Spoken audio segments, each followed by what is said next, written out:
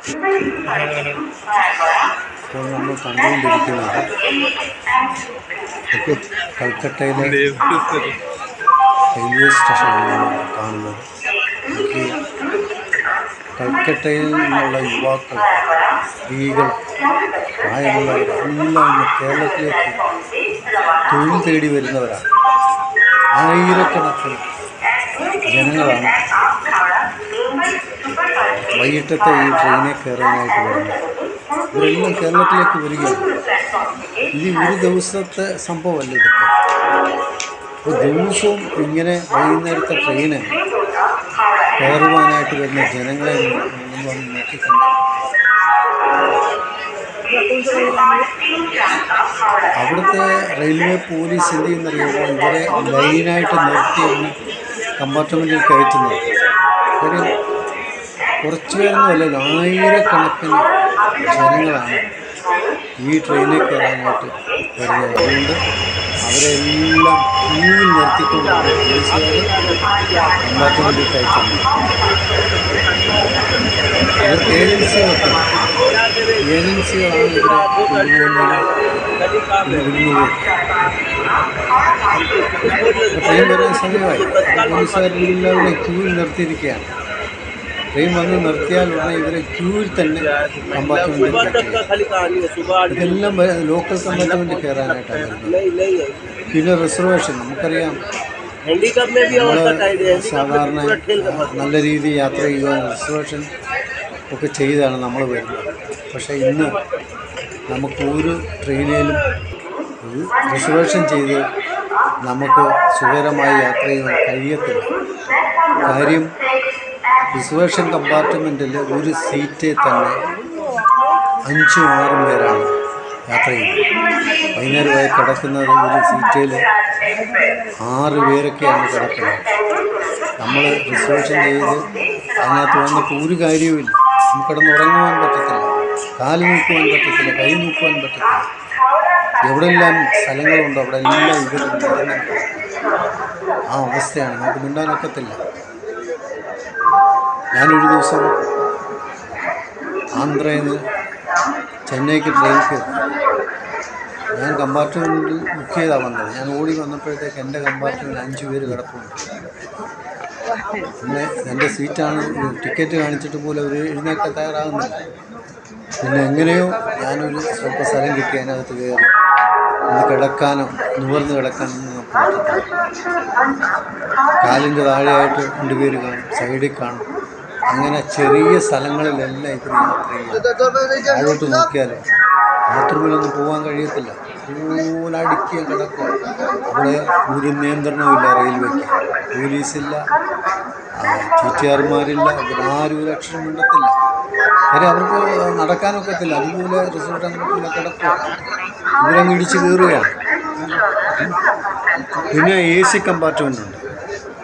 സാധാരണ നമുക്ക് നല്ല രീതിയിൽ യാത്ര ചെയ്യുന്ന ആവശ്യമുണ്ടെങ്കിൽ AC നമ്മൾ ബുക്ക് ചെയ്യാറുണ്ട്. കുഴപ്പമില്ലല്ലോ, നമുക്ക് സുഖകരമായിട്ട് യാത്ര ചെയ്യാമല്ലോ എന്നൊക്കെ ചിന്തിച്ചായിരിക്കും നമ്മൾ AC ബുക്ക് ചെയ്ത് യാത്ര ചെയ്യാൻ ആരംഭിക്കുന്നത്. പക്ഷേ ഇന്ന് AC നമുക്ക് കയറാനൊക്കത്തില്ല. ഈ AC കംപ്ലീറ്റ് ബംഗാളികൾ ബുക്ക് ചെയ്തിരിക്കുകയാണ്. അപ്പോൾ ഒരു സാധാരണ ഒരു ലോക്കൽ കമ്പാർട്ട്മെൻറ്റ് എങ്ങനെയാണ് അതുപോലെ തന്നെയാണ് ഇന്ന് AC. ബാത്റൂമിൽ നമുക്ക് കയറാനൊക്കത്തില്ല, കാലൂത്താനൊക്കത്തില്ല ബാത്റൂമിൽ. അതേ അവസ്ഥയാണ്. കാര്യം AC കമ്പാർട്ട്മെൻറ്റിലേക്ക് മറ്റു കമ്പാർട്ട്മെൻറ്റിൽ AC കമ്പാർട്ട്മെൻറ്റിലേക്കാണ് വരുന്നത്. ഇവിടെ ബാത്റൂം നല്ലതാണെന്ന് പറയും. അപ്പോൾ ആ ഒരു അവസ്ഥയാണ് ഇന്ന് ഇന്ത്യൻ റെയിൽവേയിൽ നമ്മൾ അനുഭവിച്ചുകൊണ്ടിരിക്കുന്നത്. ഇവിടെ ഓരോരുത്തർ തോരാതെ പ്രശംസിക്കുകയാണ് റെയിൽവേയെക്കുറിച്ച്. പക്ഷേ ഇന്ന് നമുക്ക് റെയിൽവേ യാത്ര ചെയ്യാനൊക്കത്തില്ല. വളരെ വൃത്തികേടാണ്. നല്ല ശ്വാസം ചെയ്യാനൊക്കത്തില്ല, വായു കിട്ടത്തില്ല. അതുമാതിരിയാണ് ഇന്ത്യൻ റെയിൽവേയുടെ അവസ്ഥ, സ്ഥിതി.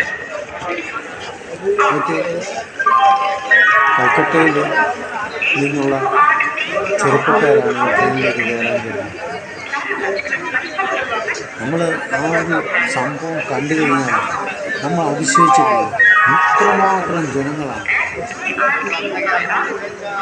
ഈ കേരളത്തിൽ നിന്ന്, ഈ ബംഗാളിൽ നിന്നും കേരളത്തിലേക്ക് നമ്മൾ അതിശയിച്ചു പോവുകയാണ്. അവിടെ തൊഴിലില്ല, കൽക്കട്ടയിൽ തൊഴിലില്ല. അവിടെ കൂടുതൽ പാടശേഖരങ്ങളാണ്. അവിടെ എന്ത് കൃഷിയാണ്? ഒന്നുമില്ല. ഈ പോകുന്നതല്ല ഈ വണ്ടി കൃഷി, നെൽകൃഷിയൊക്കെയാണ് അവിടുത്തെ മെയിനായിട്ടുള്ള കൃഷികൾ. മറ്റ് ജോലികളെന്നൊക്കെ പറയുന്നത് വളരെ കുറവാണ്. കെട്ടിടം പണികളൊന്നും സാധാരണ സിറ്റികളിൽ മാത്രമേ ഉള്ളൂ. വലിയ കെട്ടിടങ്ങളൊക്കെ പണി സാധാരണ ഗ്രാമങ്ങളിലൊക്കെ ഇഞ്ചകളാണ്, ചെറിയ വീടുകളും. അപ്പം അതൊക്കെ കൊണ്ടാണ് അവർ ജീവിക്കുന്നത്. പിന്നെ അവരുടെ ചെറുപ്പക്കാർക്ക് തൊഴിലില്ലാത്തതുകൊണ്ടാണ് അവരൊക്കെയാണ് ഇന്ന് കേരളത്തിലേക്ക് തൊഴിൽ തേടിയെത്തുന്നത്. സാധാരണ അവിടെ ജോലി ചെയ്യുന്ന ഒരു വ്യക്തിക്ക്, ഒരു വെൽഡറാണെങ്കിൽ അവനൊരു 400 രൂപ കിട്ടും. മറ്റു പണിക്ക് പോയാൽ 300 രൂപ, 250 രൂപയൊക്കെയാണ് അവരുടെ ശമ്പളം. അതുകൊണ്ട് നമുക്ക് ജീവിക്കാനൊക്കെ പറ്റത്തില്ല.